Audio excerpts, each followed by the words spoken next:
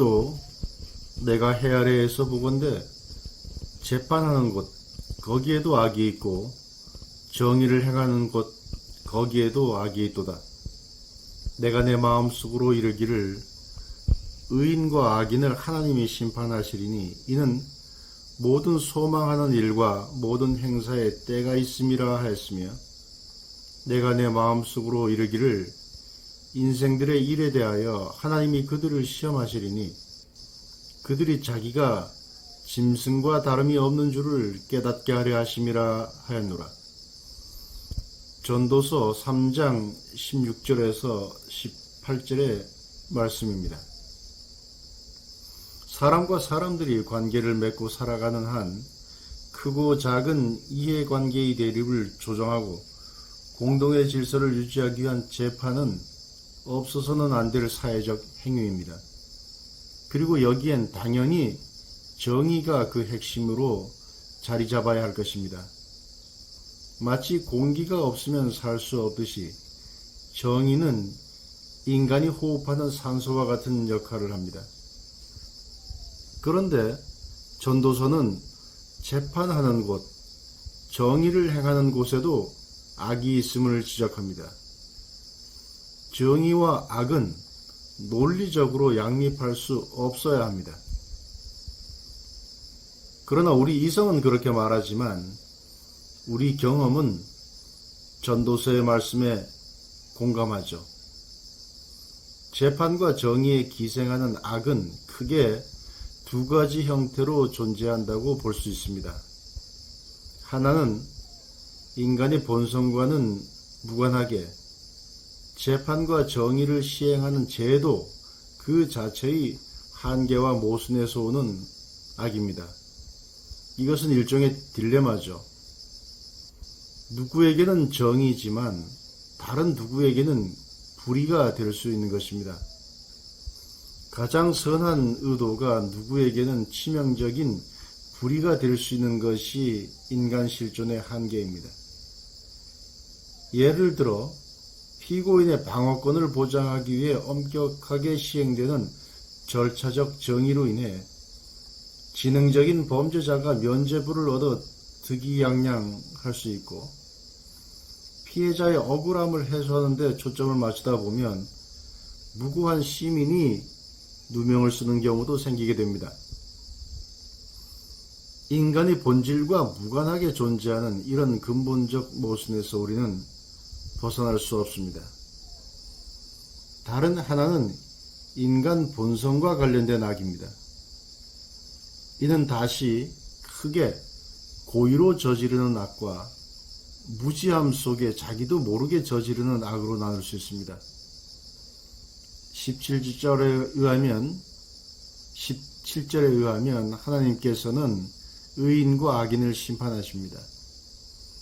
여기서 심판받는 악인은 재판하는 과정에서 정의를 행한다고 하는 그 현장에서 의도적으로 악을 동기로 삼은 자들입니다. 예레미야 선지자를 통해서 하나님께서는 이들이 어떤 자들인지 보여주십니다. 예레미야 23장 11절에서 12절에 나오는 말씀이죠. 여호와의 말씀이니라. 선지자와 제사장이 다 사악한지라. 내가 내 집에서도 그들의 악을 발견하였노라. 그러므로 그들의 길이 그들에게 어두운 가운데 미끄러운 곳과 같이 되고 그들이 밀어냄을 당하여 그 길에 엎드러질 것이라. 그들을 벌하는 해에 내가 그들에게 재앙을 내리리라. 여호와의 말씀이니라.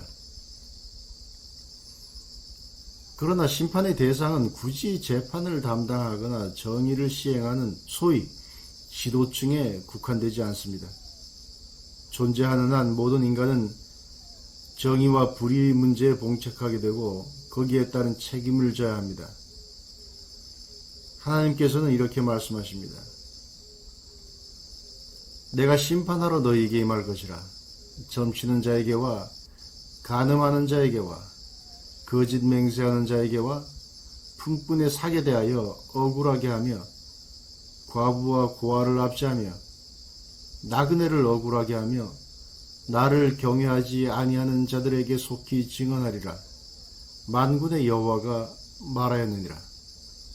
말라기 3장 5절 말씀입니다. 고의로 선택한 모든 악에 대하여 사람들은 언젠가 책임을 지게 될 것입니다. 이것이 하나님의 정의입니다. 그런데 고의가 아니라 해도 사람들에게는 늘 악행의 기회가 열려 있습니다. 전도서 5장 1절은 이렇게 말씀하고 있습니다. 너는 하나님의 집에 들어갈 때에 네 발을 삼갈지어다. 가까이하여 말씀을 듣는 것이 우매한 자들이 제물 드리는 것보다 나으니 그들은 악을 행하면서도 깨닫지 못함이니라. 종교적 의례는 악에 대한 감각을 오히려 무디게 할 수 있습니다. 형식화된 제례를 통해 불의를 행할 때 오는 양심의 가책에 대한 면죄부를 하나씩 늘어가면서 어느새 자신이 어떤 악을 행하고 있는지조차 모르게 되는 것입니다. 마가복음 7장에는 예수님께서 형식적 종교에 안주하여 위안을 찾으며 1차적 정의조차 외면하는 바리새인들을 책망하시는 장면이 나옵니다. 예수님 당시 유대인들은 하나님께 물질을 구분하여 바치는 의례가 있었는데 이때 재물을 성별한다는 뜻으로 사용되는 용어가 고르반이라는 말이었습니다. 이 말을 한번 쓰게 되면 따로 구분된 물건이 되었기 때문에 결코 다른 목적으로 사용될 수가 없었습니다. 예수님께서 말씀하시는 장면을 한번 볼까요? 마가복음 7장에 나오는 내용입니다. 이르시되 너희가 너희 전통을 지키려고 하나님의 계명을 잘 저버리는도다.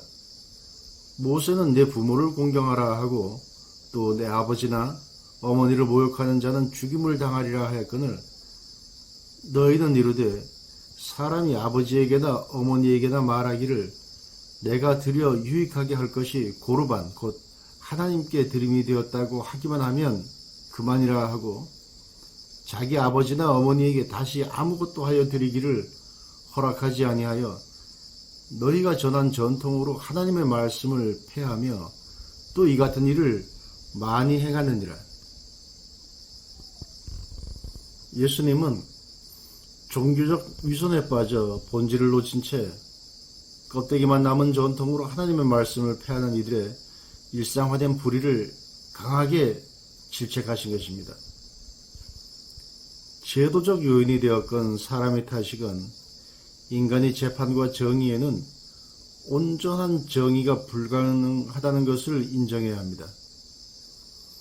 크고 작은 모든 전쟁의 배경엔 저마다 정당성이 주장되어 왔습니다. 정의를 행함에 있어서도 악이 있을 수 있다는 생각은 자칭 정의로운 자들의 교만을 억제합니다. 꼭 필요한 것이 오염되었기에 인간은 불완전한 존재이고 공동체도 역시 마찬가지라는 사실을 인식하는 것과 그렇지 않은 것 사이에는 엄청난 차이가 있습니다. 이런 지적을 통해 하나님께서 보여주시고자 하는 결론은 우리가 짐승과 다름이 없는 줄을 깨닫게 하는 데 있습니다. 18절 말씀을 다시 한번 볼까요? 내가 내 마음속으로 이르기를 인생들의 일에 대하여 하나님이 그들을 시험하시리니 그들이 자기가 짐승과 다름이 없는 줄을 깨닫게 하려 하심이라.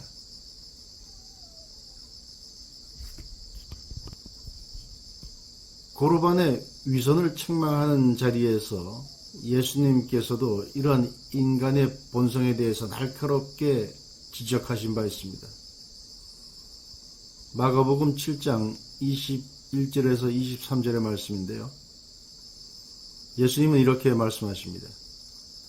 사람의 마음에서 나오는 것은 악한 생각, 곧 음란과 도둑질과 살인과 간음과 탐욕과 악독과 속임과 음탕과 질투와 비방과 교만과 우매함이니 이 모든 악한 것이 다 속에서 나와서 사람을 더럽게 하느니라. 법원의 재판행위, 판사의 재판, 예배당의 제례의식, 예배가 자동적으로 정의를 시행하거나 하나님의 뜻에 부합한다고 생각해서는 안 됩니다. 제도가 정의를 보장하는 것은 더더욱 아니죠. 전도서는 정의란 우리 자신 속에 정의를 행할 능력과 자질이 부족하다는 걸 인정할 때 그나마 불완전한 인간의 정의는 크게 빗나가지 않을 것이라고 가르쳐 주고 있습니다.